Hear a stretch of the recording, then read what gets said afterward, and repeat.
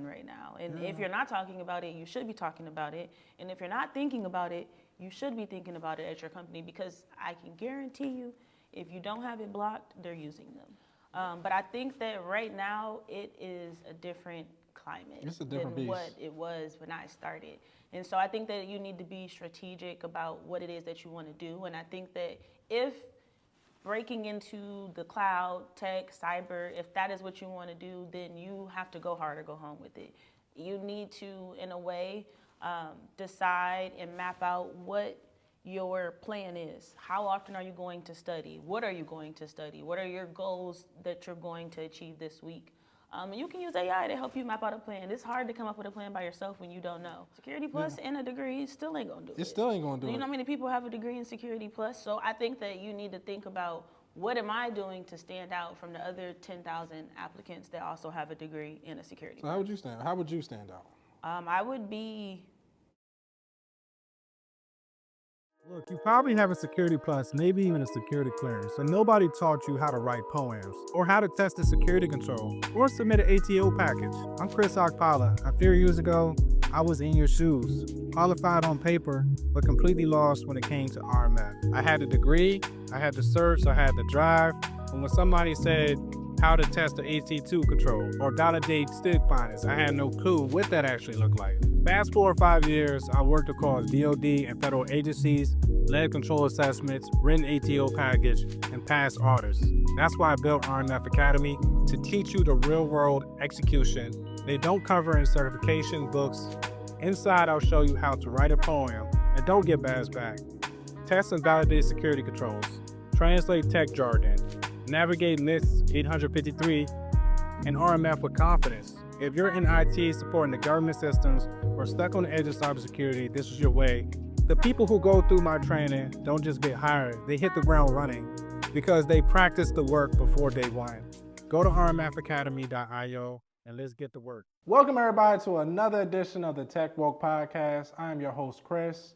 And in today's podcast, we have a great guest. Her name is Destini Simmons. She's a co-host of the Textual Chatter podcast. She's also a solutions engineer. And without further ado, Destini, how you doing today? I'm doing well. Glad to be here. I'm glad for you to be here too. I know your birthday is tomorrow. Yes, it is. I know you've been having it up in New York. Yes, I was. You're gonna have it up in DC. And will. So, I'm just glad that you came here or gave me a little bit of your time. I'm really excited about this podcast because we're both connected to Hanray. And since you're on the podcast, and I just want to make sure I say it publicly and privately, Hanray's a great dude. He gives me a lot of tips. He helps a lot of people. He's been in this game for a long time. Yeah. He's a helpful guy. He'll help anybody. So, connected to him, we good. Absolutely. He is good. Shout out to my co-host. Yeah, shout out to him. Shout out to Hanray, not Henry. That right. Get it right. So Destiny, I've been seeing you online for the past couple years now. Yeah. We know you as the host on Textual Chatter. We know everything that you've been doing. I've seen you do cyber awareness. We see where you work at. We see what you do. But this is a great podcast for me because I kind of want to understand who you are, what you do, and where you're going in the future. So yeah. Yeah. So I am Shorty. I am a solution engineer, specifically focused in on data security by day, and then by night I also teach cybersecurity as well. So some of the courses that I've taught are Linux, Security Plus, A Plus, Network Plus, some of the CompTIA related material. And then of course I make content as well, shooting with Hanray on the Textual Chatter podcast as his co-host, and then on the side I'm doing some content as well. So that's a little bit about me and what I do. Hey. So we're gonna go from the beginning. Yeah. So I can relate to you a lot because I was a criminal justice major. Mm-hmm. So as you got your criminal justice major, how was that?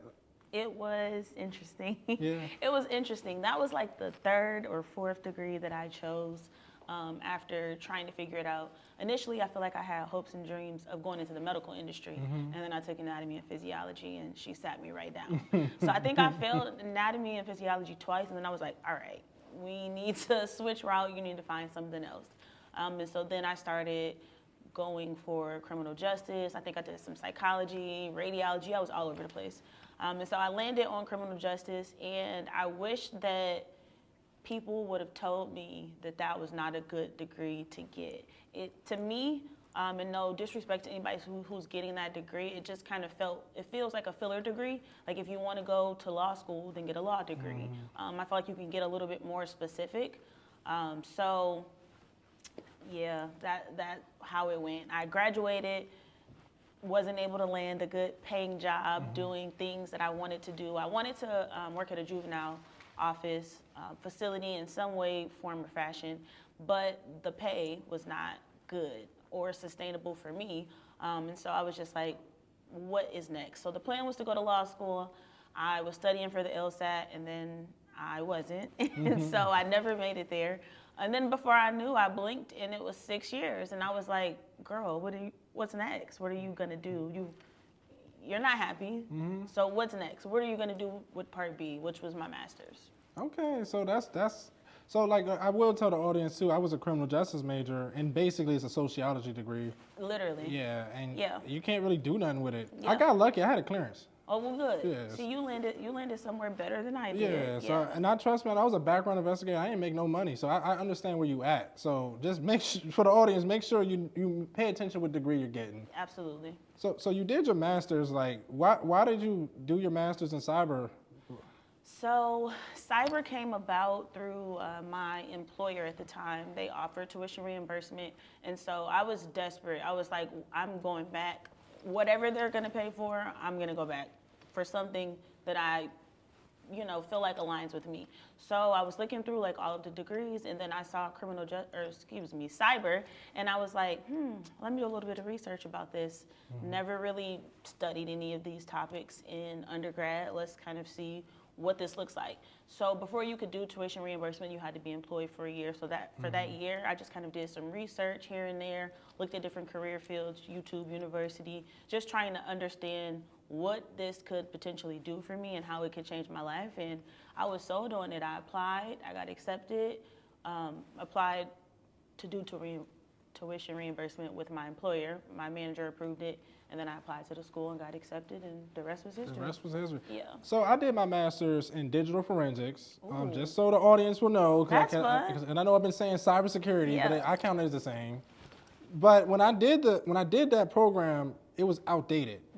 Like a lot of the stuff, to be honest with you, I can't really get a job with the stuff I did. To be honest, we learned like what was it, FTK or Imager. N-case? Yeah, Yeah. Imager. You did the same Yeah. thing. I Okay. took the class. Yeah. Okay. Yeah. So can you tell me like what Yeah. when you're going for your master's, did they provide you the necessary tools to get a job? Absolutely. My program did. I can't speak for everybody's school, but my program did for sure. And that was one of the things that I was researching was, okay, what are the top schools in my city? Who is accredited? Who are they accredited by? Why does that matter to me? And so my program is aligned with the CISSP that I graduated from. And so it is designed to help you be a leader, not necessarily someone that is super technical. So there were some technical classes, pen testing, forensics, things like that, networking. But outside of that, it was really designed for you to think and get that experience as a CISO would. And so that's why I chose the program, because I was like, I can really see myself aligning to this area. Yeah, so basically what you're telling the audience is like, you really got to focus on where you're going, because that's where I messed up. Yeah, and also look at the classes. Like, I don't think it's enough for you to see, this school offers a cybersecurity degree, awesome. What coursework do they have that's aligned to that degree? I have even helped people who are interested in these schools, and I'm looking at the classes and I'm like, these are actually some good classes. Or I might say these classes are not really that good. What is it that you're trying to do? I think that matters more in addition to the coursework that you are exposed to, because you get to see from those classes, what is your capstone going to look like? What projects are you going to be able to add to your resume? Is this going to help further advance your career? Because you are paying for it. Yeah, it's a lot of money, ain't cheap. And like you said, you got tuition reimbursement. Yeah, for a little bit. For a little bit, but I'd rather Yeah. take that. Yeah. Yeah. So even with you, and I like how you said like even it makes you think like a CISO. Yes. That's a big thing, because working in this field, you kind of think like that to get a job. Because a lot of people I work with or talk to, they don't know how to think. Critically. Period. Yeah.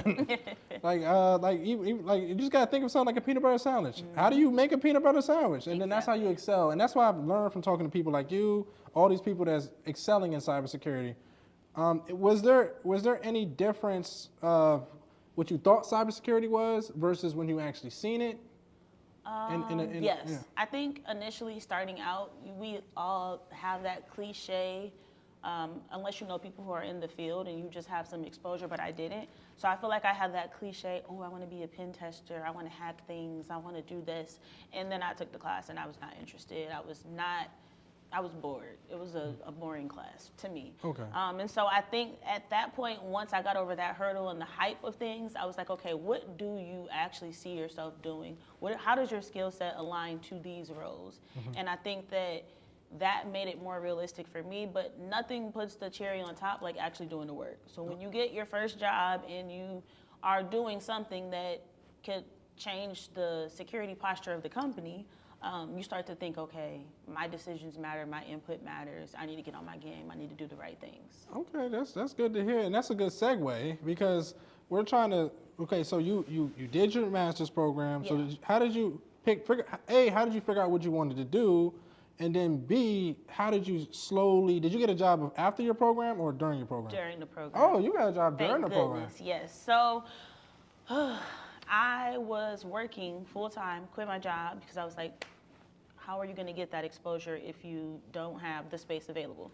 So I think I quit my job in like April, and then July, I was able to land a SOC internship doing vulnerability management. And so how that landed was the manager reached out to me on LinkedIn and he was like, hey, I see you're open for work. We have a position open. Do you want to chat? And so we got on a call. We talked about some of the things that I was exposed to, and he looked at my resume and, gave me some feedback. And he was like, all right, we want to get an interview set up with the team. And this was like every leader in the company, the CISO was in there. It was very intimidating. And it was actually my hardest interview to date. They picked apart every single thing that was on my resume. But I could speak to it, and I had my projects pulled up, and I was able to kind of talk them through some things that I worked on. But it really just came from me sharing some of my journey on LinkedIn when I was getting my master's, like different assignments. I would post about them, about what we did, and that got someone's attention who had an opportunity. I love to hear that because I preach every day, like, hey, I've talked to so many people that got a job through LinkedIn, and all you did was just post your projects. Yeah, literally. Like, what projects was you posting? Just regular stuff? Yeah, just like, I can't even remember because it was so long ago, but I know I probably posted some projects about my digital forensics course, which I thought was super cool. I think I posted about my capstone where I got to be a CISO and come up with a strategic cybersecurity plan, and a cyber breach report where we got to analyze some recent breaches that were going on and determine how you can prevent that from happening in your company. So just things like that illustrate some of the things that I'm working on. Okay, that's good. So, hey, remember, audience, and nothing wrong with posting, because let me give you an example. Like, even a while back, I just, for the hell of it, somebody was posting a job on LinkedIn.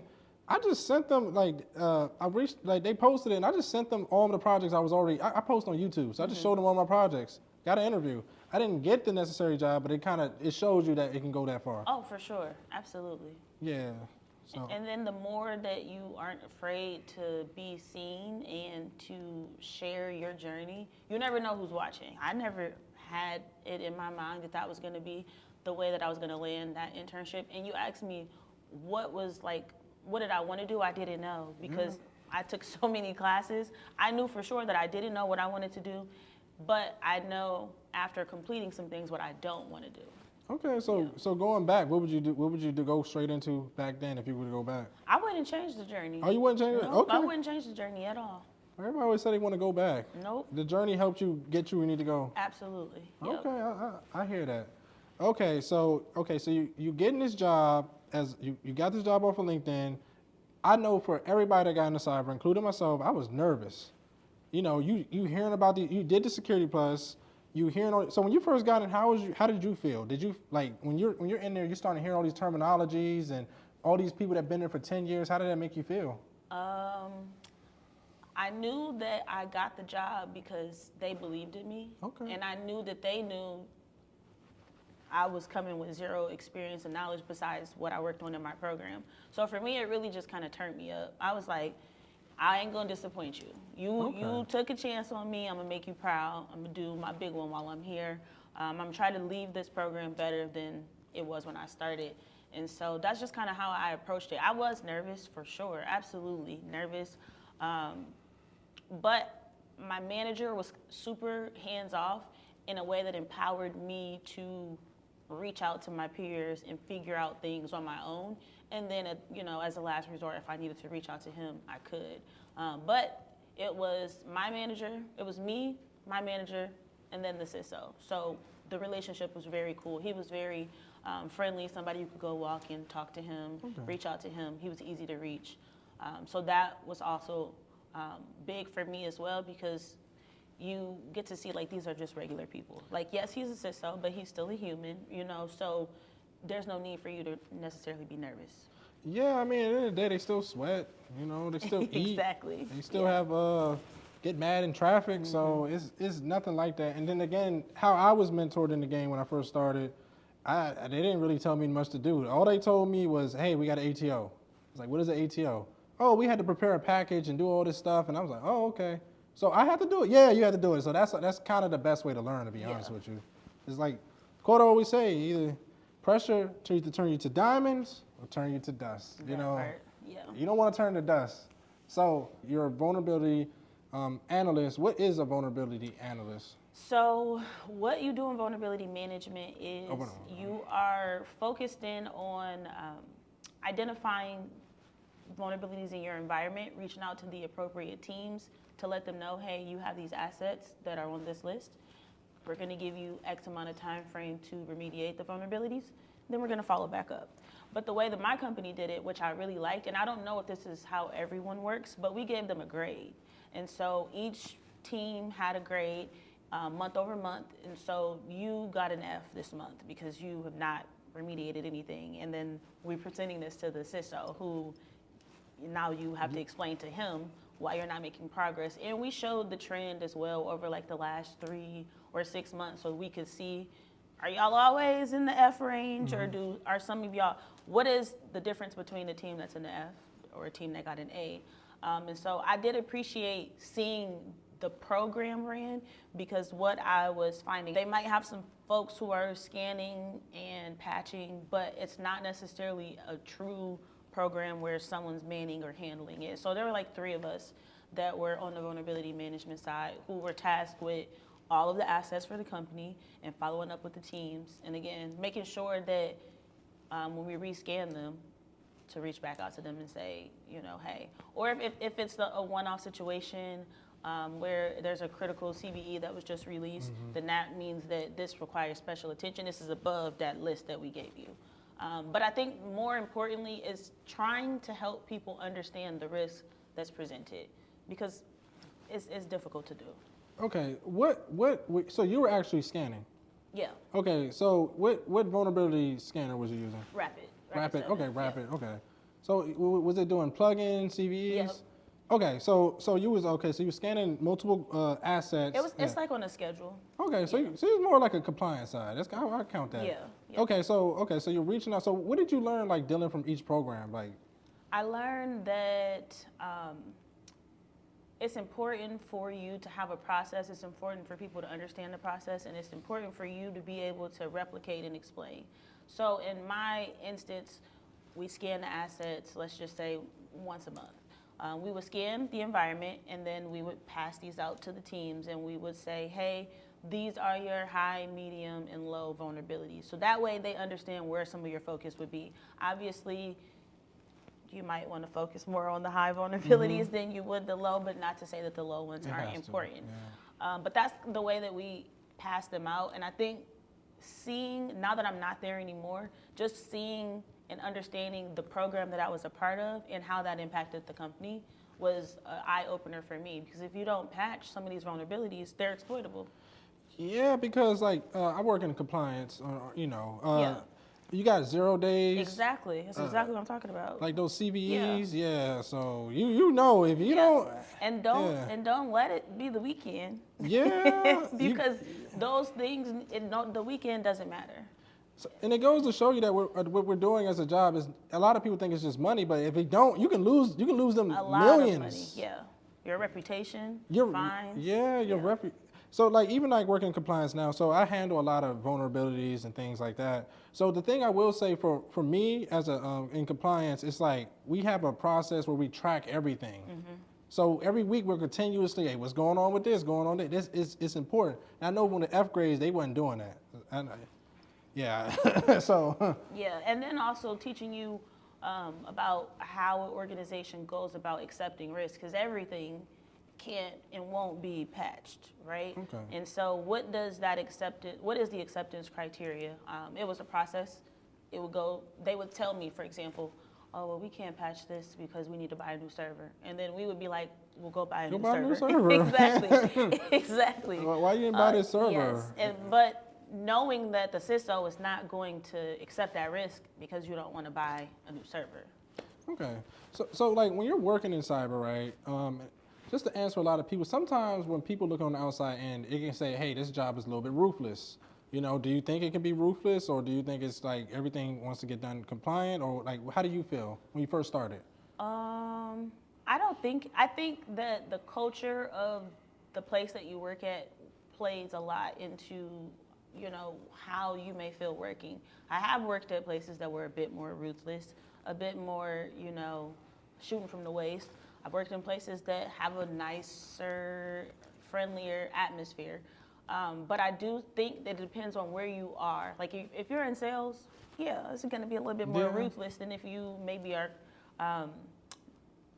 post-sales, more customer-facing. Both of them, you're still dealing with customers, but you know if you're in sales, it can be a little bit more ruthless. And let me clarify it too. Like, say if you're messing up something on like a period of time, they were like, okay, well, if you can't do the job, we'll get somebody else within the next couple months. Or I something. haven't experienced that. Yeah. I've actually been blessed with leaders who know that you're not perfect, right? Yeah. And who allow space for there to be mistakes made. Because when you make mistakes, that's how you learn. Now, obviously, we're not talking about, you know, top dollar mistakes, right? You missed the CVE and now it's like, that's different. But I think that I've always been encouraged to be curious and to make mistakes so that I can learn from them. Well, that's a good environment. So, hey, you had a great upbringing in the field. So, okay, so we're working as this vulnerability analyst. Obviously, you're talking to your CISO, you're building a good rapport, and I know you're transitioning. Okay, you're like, okay, I'm feeling this now. You was there, and I forgot, like, how long you been inside? You transitioned. When the last time? When did you transition to cyber? Like in 21. 21. Okay, so about 4 or 5 years ago. Okay, so you like, okay, so how did you start preparing for your next role, and describe your next role you took on? I just started applying because that was the internship. Okay. So I was working part-time. They initially had offered me a full-time role, but I had just left a full-time role and I was still finishing up the program. So I was just like, I don't want to do anything else full-time until after I'm done.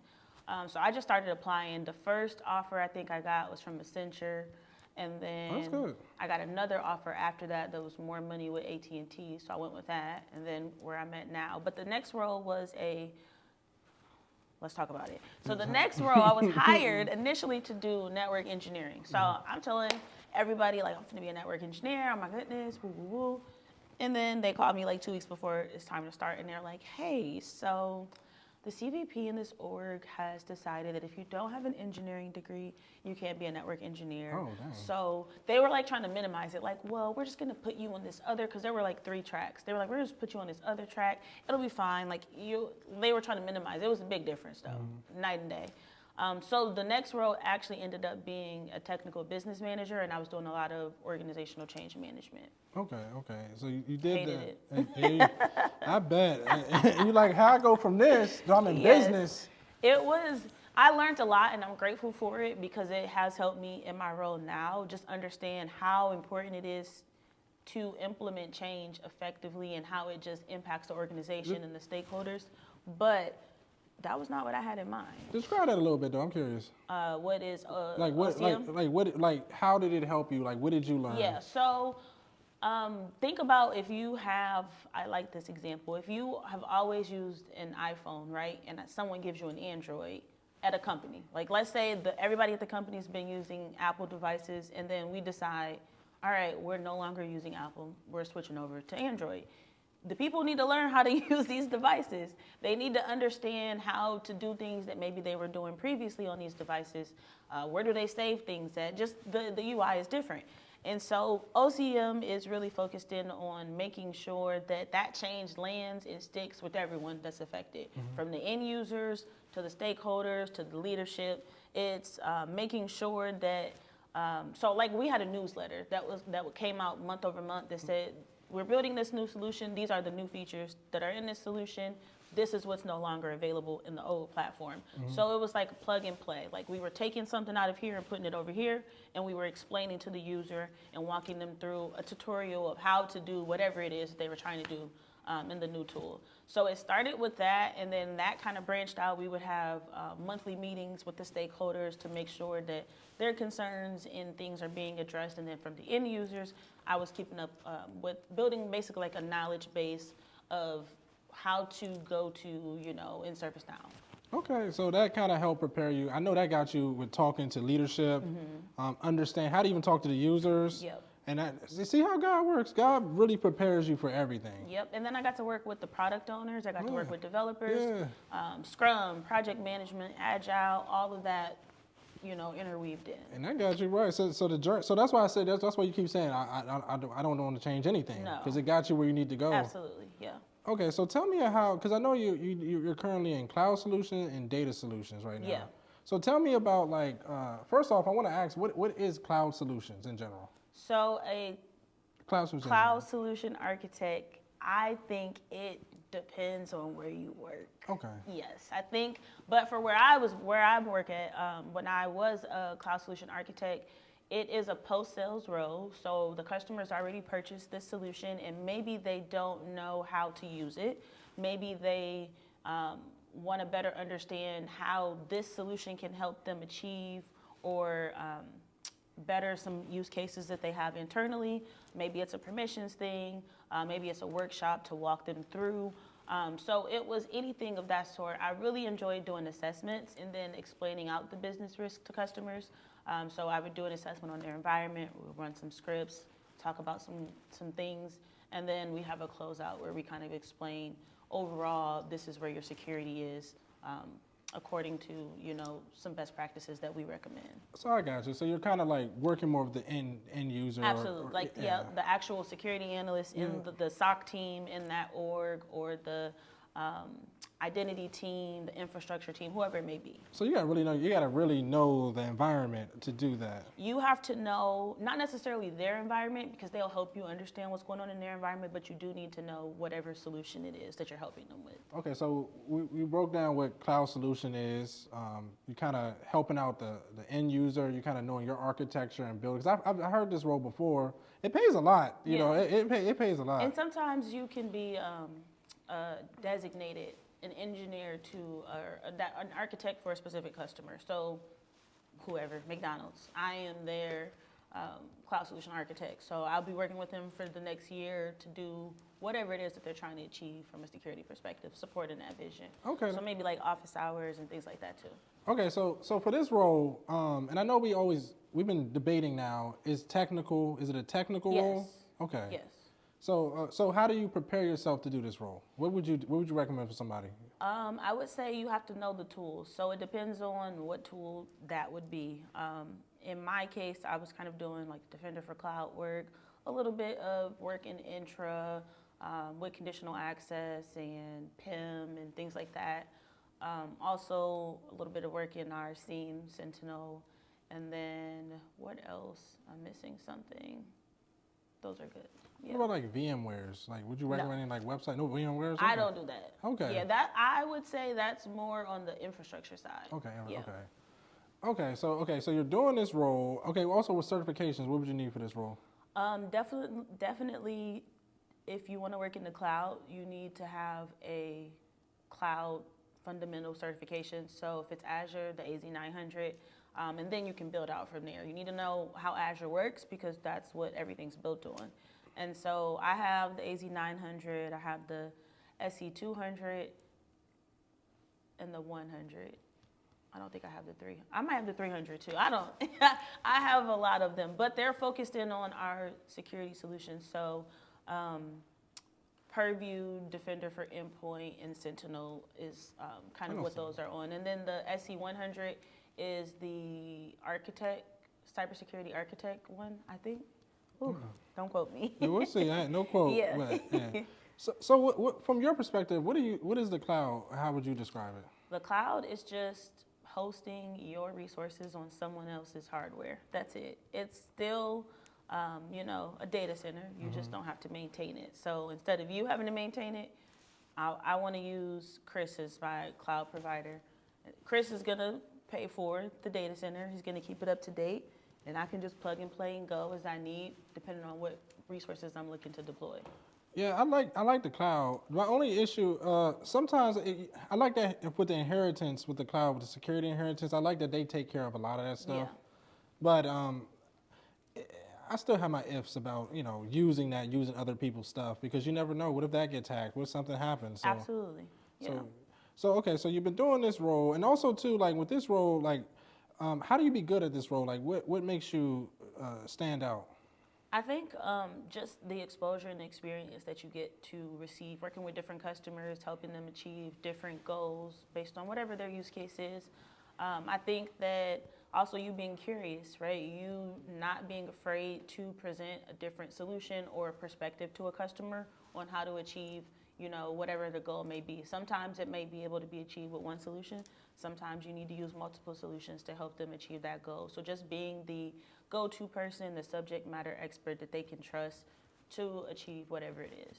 Okay, and then so when you're working with different customers and things like that, the main thing is the security posture for your environment to work with and work with them. What are some of the common questions that they ask to make sure you're aligned?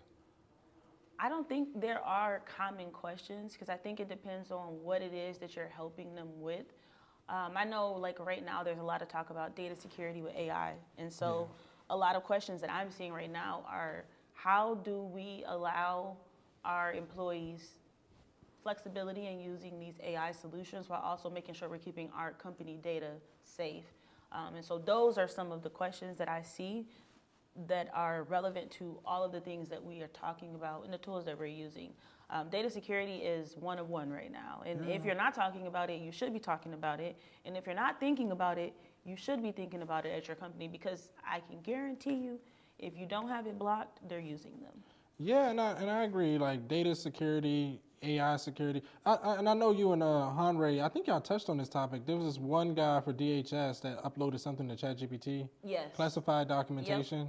I think, he just talked about that, yep. I don't think that should even be there. Like, I mean, if it's not blocked, if it's not a topic, and AI's been around for a while now, but now we're having the conversation of, okay, what about our data? And I think that you either have companies who are embracing it or companies who are scared. Okay, and that's a good segue to data solutions architect. Yeah. So based on a database, right, and AI, the main thing is data, right? So how are we? What are some ways that you would protect data? Would you block something? Would you? Yeah, DLP is big and not just DLP from an email perspective. DLP across all avenues: your emails, your applications, your endpoints. Also making sure that you have sensitivity labels and things in place to help your users understand how they should behave with this type of material. Also, your end user training. Are you teaching them how to use these tools? It's great if you have sensitivity labels in place, but it's not great if your employees don't know how to use them. And monitoring, any justifications. If they're downgrading something, for example, if I am trying to send you something and it's confidential, but I can't send it to you, and then I downgrade it and say, this is general, am I looking at those to give feedback, to say, okay, so I understand you needed to send Chris this document. Why did you downgrade it and say that it was no longer confidential when it was? Yeah. Let's talk about another or a safer way to send that to him. Should he even have access to it? Yeah. And then also I wanted to bring in, like, for the softwares too, like, we don't even know what it's made of, like, because the supply chain is a big thing right now. Are you familiar with S-bombs? No. Okay, so S-bombs is kind of like inventory, checking the inventory of your software. So even with the AI tools and things that we bringing into the database, we don't even know what's really in it. You're right. Yeah. Even agents. Yeah. If you don't have a tool that can help you surface your environment to figure out what models, what LLMs are running, what agents are deployed, then how can you monitor them? Yeah, because even with agents, I was watching, and shout out to Hacker Valley, I was watching his podcast. His podcast is really good technical podcast. He was talking about how you have to, for AI agents, you got to make sure that they're doing check-ins with you before they do in certain things. I forgot exactly what he said, but I think it was something revolving access control. I don't know what he said, maybe something, but even with that, you got to make sure you're checking your agents. Yeah, absolutely. Yeah, because you can hack those. Like that's becoming another topic, like penetration testing with AI agents, AI things like that. So yeah, that's another thing to keep an eye on. So even when you transition to what your current role is, like how did you get that role? You just transition, or what skills did you learn to get into that too? I am favored. Okay. Yeah, Highly that's what favored. happened. Highly favored, blessed. I knew I wanted something different. I felt like the previous role that I was in, I wasn't able to grow as much as I wanted to, just due to the way that my team was structured and what our goal was as a team. And so I was just like, okay, what's next? And it was in alignment with what my career roadmap looks like. So I started as a customer success manager, then I moved to a cloud solution architect, which is technical. A CSM, I was not technical in that role, so I was forced into a technical role. And then from there, my plan was, okay, you're on the post-sale side of the house, now let's go to the pre-sale side, learn that language, learn that world, and then maybe I'll be an AE one day, who knows? What's an AE? Account executive. Oh, okay. So you're kind of like in a mix between sales and Yeah. Okay. Yep. Because I know a lot of people talking about tech sales, but there's different levels to tech sales. And there are absolutely different levels, for sure. I don't know if you heard that topic recently. They was like, "Oh, tech sales is not tech." I'm like, Yeah. I know. Shout out to Cloud Tech Exec for stirring the pot with that one. I'm like, I mean, I think it's tech. I mean, some of them salespeople. I was talking to some software people that do sales. They know more about some things than I do. And I think it depends on the company too, and what you're selling and how it's being sold. Yeah. In my particular role, you have to be technical. You are the technical resource in the sales conversation. You are the one that is answering their questions from a technical perspective. How does this work? Can it do this? Show me what this looks like. Yeah, you definitely gonna be an account executive pretty soon. Pretty soon you're going this way. You know what I'm saying? Yeah. So that's okay. So we're gonna segue off to. I have some questions for like people that's just trying to get into the space, like to get to the point where you're at in your career. Like, what would you recommend to somebody that's trying to get where you're at? I've had a lot of experiences. My route and what worked for me might not work for you, but the route that I took was I got my internship. I did the Security Plus, and then I started going after industry certs after that. But I think that right now it is a different climate than what it was when I started. And so I think that you need to be strategic about what it is that you want to do. And I think that if breaking into the cloud, tech, cyber, if that is what you want to do, then you have to go hard or go home with it. You need to, in a way, decide and map out what your plan is. How often are you going to study? What are you going to study? What are your goals that you're going to achieve this week? You can use AI to help you map out a plan. It's hard to come up with a plan by yourself when you don't know. And then I think it's also important for you to start to immerse yourself in the world and in communities. It's not, I think you would be doing yourself a disservice to try to tackle and break into any industry by yourself. If you have friends, even if they're not your friends yet, if you have associates or people that you can tap on the shoulder and say, oh, I'm looking into this, is this a good way to go? Or is this a good certification? Or is this a good, whatever, a job? Is this a good position? Are these duties, are these in alignment with whatever your career goals are? But I think you have to be intentional and strategic. I think you should be joining Discords for people that you find cool and you like what they do. I think that you should also not be afraid to go to networking events because that's how you get exposed and meet more folks. Join clubs if you're in school. If you have any tech clubs, cyber clubs, join those. If you don't, create one. Document your journey. But I think that it looks a lot different today than it did when I was in school. Yeah, when I was there, you can just get a security plus and Yeah. get lucky. You know, that's I would say for me. Yeah. And it used to be enough to just get the degree. Yeah. It's no longer enough. It's not enough. Yeah. And shout out to AJ. Like even with me, I'm in RMF. I have to learn technical skills. If I do not learn technical skills in the next 2 years, I'm out of a job. Because it's all about automation. And then after that, you got quantum computing, you got AI, you got AI agents. We just got to constantly adapt. To people that's trying to get into cybersecurity, I've talked to so many people. Sometimes tech can be a lifestyle. So like from people that's trying to get into tech, right?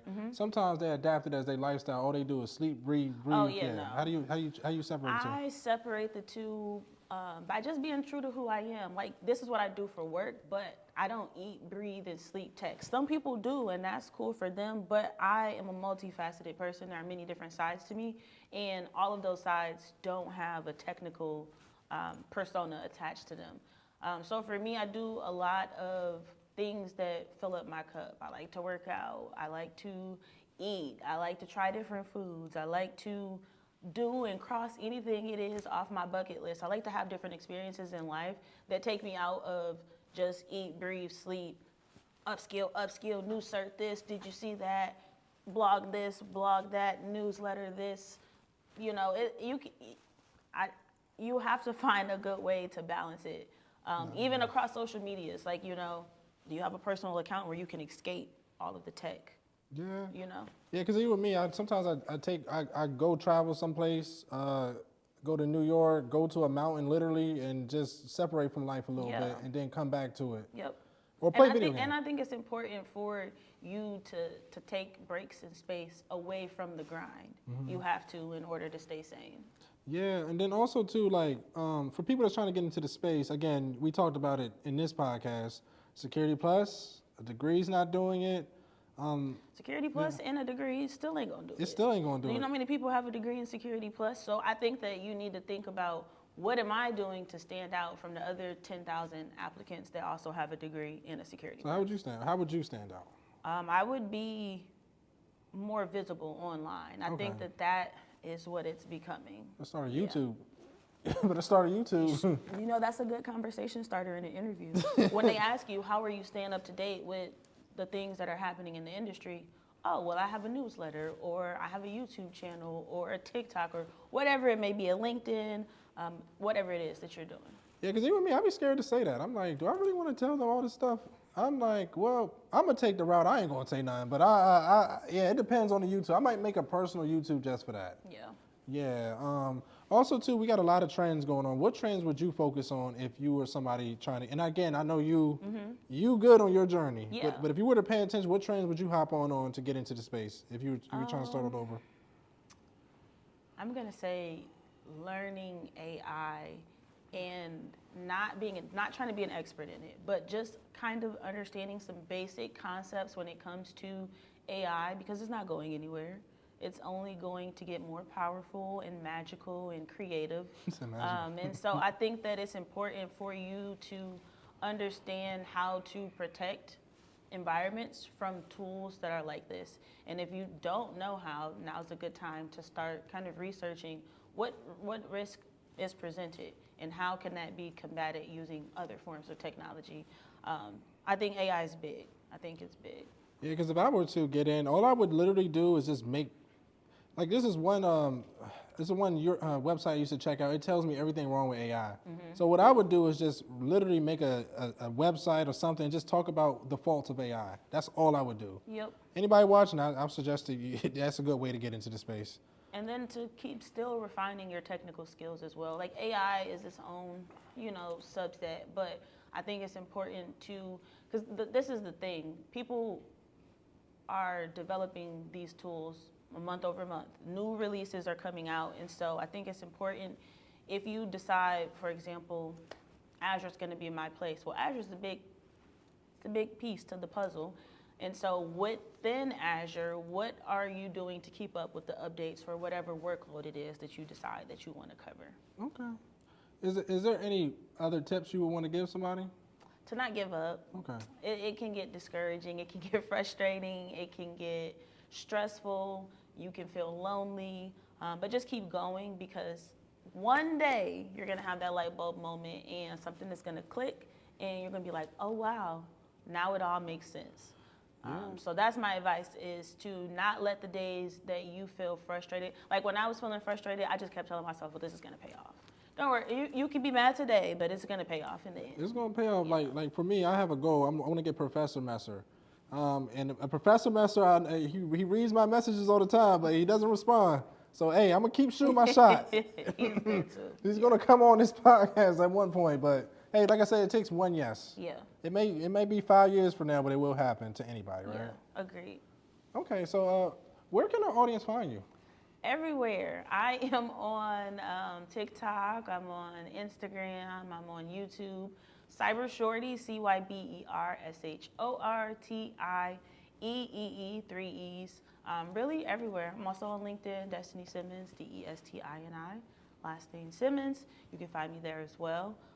But really, check me out everywhere where you check out the rest of your favorite creators. And check out Textual Chatter too. Absolutely. You can see her there. Is there anything else you're creating, building? Yes, so I just finished a book. I'm actually meeting tomorrow with my editor to do a final sweep. So I write books in one of my other personas. And so this book is my go at bringing in my Cyber Shorty community to my urban fiction books. So it's like a love story gone bad. A girl meets a guy. She finds out that he's a liar. She cuts him off. He starts stalking her. But I kind of talk about it from like a technical perspective on how she was able to find out that he's actually not who he said he was. Okay, Netflix adaptation is coming at some point. Netflix call me. I got the plot. Yeah, or check out Darius. He'll film it for you. Yeah. Hey, but okay. So what is your goals for the next 5 years? My goal is to continue to be a voice for people that look like us.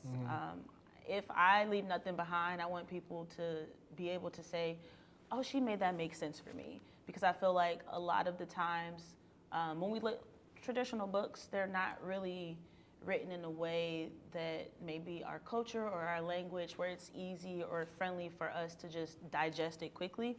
And so I just kind of want to be that for the people. I still want to continue to build my brand with Amre, and then also build my brand on the side as well. Continue to put out books, maybe drop a couple of courses along the way, but I still want to continue to be that for the people.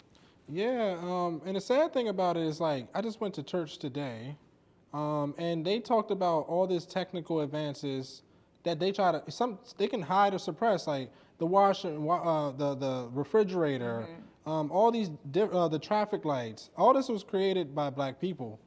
So we've been in tech for a while. It's just been suppressed, you know. So continue to push it out there, and we're in a different age and time. So I love that you're trying to do these things to make sure that people know, because I didn't know, be honest with you, at some point I didn't think Black people can get into tech. Yeah. I truly didn't believe it. I don't really know that many people in my personal life that were in technical roles. Yeah. So if you don't know about these spaces, like I don't even think I knew anyone who's a project manager. Yeah. Like if you don't know, how will you know what you can do or achieve? And they're there. Yeah. We just gotta, like I said, we're doing our part to make sure we know it's there. Even if the podcast ended or whatever, these videos gonna be out for hopefully the next 30, 40 years. Yeah. So just gotta keep doing what we're doing. What's one thing you wanna leave the audience with?